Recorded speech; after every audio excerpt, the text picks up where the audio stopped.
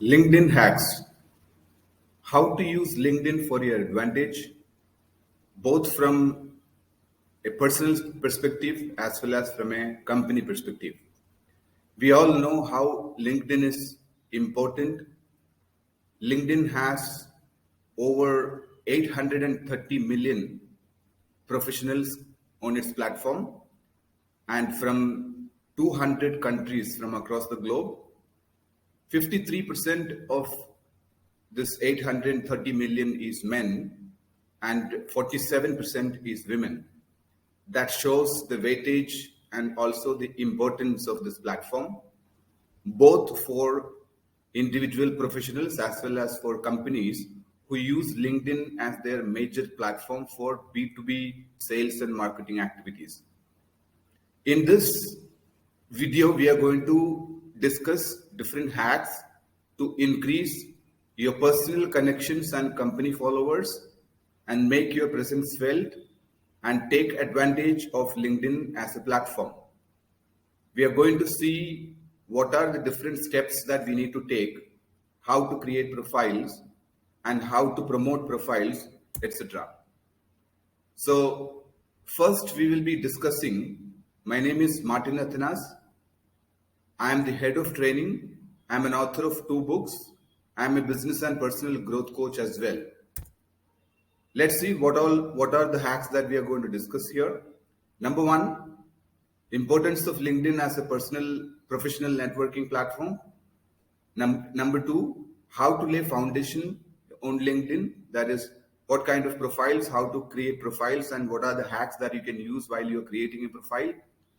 And be getting connected to people. How many people can you get connected to, and how fast you can get connected to, and the advantages of that.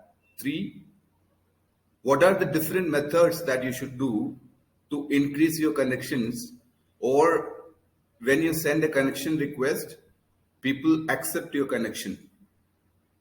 4th is different activities that you should do consistently on the platform so that your presence is felt and you take advantages of the platform. So let's begin with part number 1. Importance of LinkedIn as a professional and personal, networking place. We know that as job seekers, we upload our profile, resumes or CVs on different recruitment platforms, something like monster.com or naukri.com, and there is many such platforms, and one such platform is LinkedIn as well. But remember, whenever you upload your resume on any other platform apart from LinkedIn, the recruiters first go through your resume on the other platform, let's say monster.com, and once they find your platform is appropriate, they straight away go and check your profile on LinkedIn. And what they say in LinkedIn is primarily important for them because they consider LinkedIn as the most professional platform wherein people are supposed to put forward their best professional, profiles. So, even if you have, your presence is there in many other platforms like Monster or Naukri, it is very important for you to consider LinkedIn as the main platform and make your presence felt. It requires a lot of steps, like how do you create your how do you create your profile, how good is your profile, what are the elements of the of a better profile, and then second, it also involves what are the foundations that you lay, etc. So when you talking about creating a profile on LinkedIn, the profile should be crisp and clear and short. LinkedIn has various segments. Number 1 is your professional data, that is the number of companies that you worked and what role that you have worked there, and a brief explanation of the roles that you have played and also the kind of achievements that you have made in each of those companies. It is very important to explain this in bullet points and bring all out there, because LinkedIn is like you writing your history, your professional history itself. So make sure that you have all the details that all the achievements that you have done, and either on a personal side, probably while you are doing your college, you were the college champion or football team player, or you participated in a national level. All that is included in your personal bio. Then your professional history. You have to write the professional history in a chronological order, starting with the latest company, then moving forward to the next, etc. Try to include all the companies that you have worked, and also the period, the starting period and the ending period of your work, tenure in each company. That is important to be included. Also, after creating your profile, you have to upload your resume or your CV. Try to see to it that in the CV you put a professional photograph. Never have a LinkedIn profile without a photograph, because LinkedIn profiles with photographs have 80% probability of the other person accepting your invitation request. So when you have that photograph, see to it that you look very professional and very well groomed as well. It is not necessary you should put a full-size photograph, because the full-size photographs will look very small. So you can have a passport-size photograph, but taken in the professional attire. The next thing that you need to do is you need to put some testimonials or recommendations that the colleagues or your friends that have for you. Recommendations reflect the authenticity of the work that you have done, either for some organizations or for some NGO, some NGO work that you have done. And when people come forward and support you and talk to you, that makes the difference. What you say about you makes have less importance. However, when other people come forward and talk about your good work, that makes very good impression. If there are some case studies or some research work that you have done, you can always upload those research work for the world to see how good you are.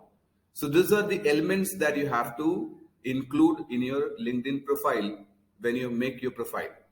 Moving forward to the second segment, how to lay the foundation. The foundation of LinkedIn is how many first level connections do you have on LinkedIn? LinkedIn has a limitation. A single individual can have up to 30,000 professional connections at the first level. And when you count that first level 30,000 connections, on the second level and third level, it becomes sometimes millions of connections, because if you have 100 connections at the first level and all those 100 connections have 10 connections each, then you have the second level connections, that is 100 into 10, 1,000. So that is how the calculation goes. So the first level connections, making your first level connections is the most important thing that you have to achieve while you're trying to do the network. So if you're a beginner and you don't have a lot of connections, a hack that I would like to tell you is, don't wait for people to come and connect with you. Rather, on a daily basis, you send out connections, whether you know that, irrespective of whether you know that person or, you don't know that person. Because in my experience, when you send out connections to 100 people, at least 20, 30 people accept your connection, provided your profile looks very good. So if you continuously do send out your, connection request to, say 100 people every day, and in a month, and 30 people are accepting your connection request, 100 into 30, that is 3,000 new connections that you get. Now, what I have observed is, once your initial connections becomes 5,000, then you start receiving connections from other people. Now, this could be some algorithm that LinkedIn is using inside, because if only few connections, like below 1,000 connections, the probability of other people coming and trying to connect with you is very less. So you have to create that base of reaching that 5,000 connections in the first step by sending out connection request every day. Sometimes when you send connection requests like that, you get warning message from LinkedIn stating that please send connection request to only those people that you know. But you can sometimes ignore that message for that particular day. When you receive that message on a particular day, that day, do not send any more new requests, because then LinkedIn might block you. Or send you, probably a warning, say email or something, or block you for a couple of days. So once you get that message, do not send anymore. Wait for the next day and continue the process. When till the time LinkedIn asks you to stop sending new connection requests, you continue that.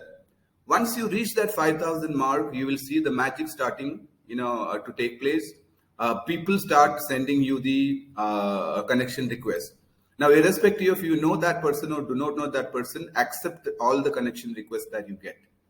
So this is the second stage of reaching that. Now, I have more than 20,000 first level connections on LinkedIn, and that I have achieved using the same technique. Now, the third step is, whenever you get connection invitations from others, accept all the connection requests, irrespective of you know that person or do not know, because it is just a networking platform. The more number of people you are connected to, the better for you. And also, you can be a part of LinkedIn pages. A lot of companies have their pages, like Microsoft and all the big companies have their LinkedIn pages. Go and follow these pages, and also join different groups. For example, if you're working in the service industry, there are hundreds of groups in the service industry. If you are in the say creative industry, there are so many groups. Go and send them the group participation request, and if they accept, then you will also be a part of that group, and you will see a lot of activities happening there. Finally, you have to keep your activities, your presence felt through various things that you do. Number one, post relevant content. Okay, if there is something that you got a promotion, post it there. If it is your birthday, normally LinkedIn sends out a birthday wish, and if people are coming and wishing you, go and individually reply to those people, like their comments. Liking other people's comment is one way of you making your presence felt. And second, when you have congratulations messages coming, you can also send out congratulations messages to people. You can chat with people one-to-one to your first level connections on LinkedIn. This is on a personal level. Now, when you talk about a company level, it is important to have a proper company page on LinkedIn. Now, when you have in a company point of view, it is the number of followers that you have that counts. The more number of followers that you have, whatever you publish is automatically flagged to them, and they get a notification. And if the content is good, they can always come to your page and read the content that you're publishing. It is very, very important to publish only relevant content, professional content, like either communication skills or professional etiquettes, or say negotiation skills or sales skills.